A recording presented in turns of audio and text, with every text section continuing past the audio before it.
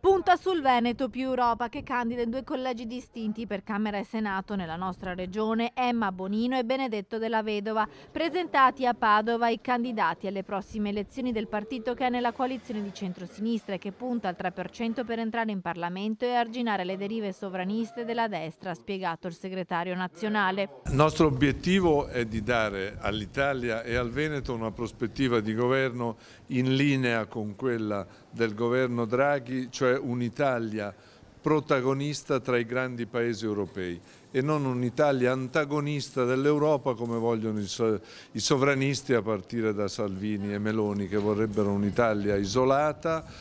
vorrebbero un'Italia non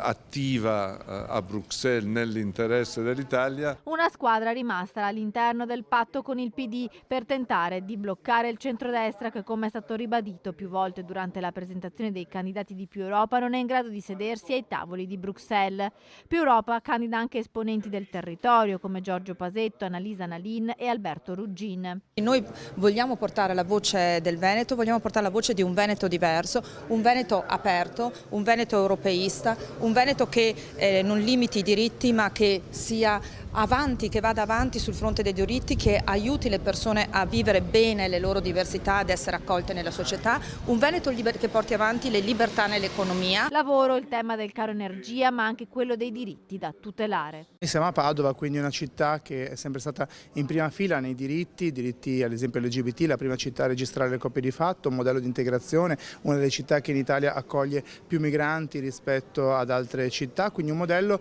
diciamo di società aperta. Questo è il modello che noi perseguiamo come Più Europa e vogliamo assolutamente continuare a portarlo avanti anche a livello italiano, a livello internazionale, perché il modello dei diritti, il modello di un'Europa democratica e liberale è quello che va contro ogni tipo di oscurantismo, autocrazia o brutti esempi come noi stiamo vedendo di Orban, Putin e che si aggirano anche spesso nei governi europei.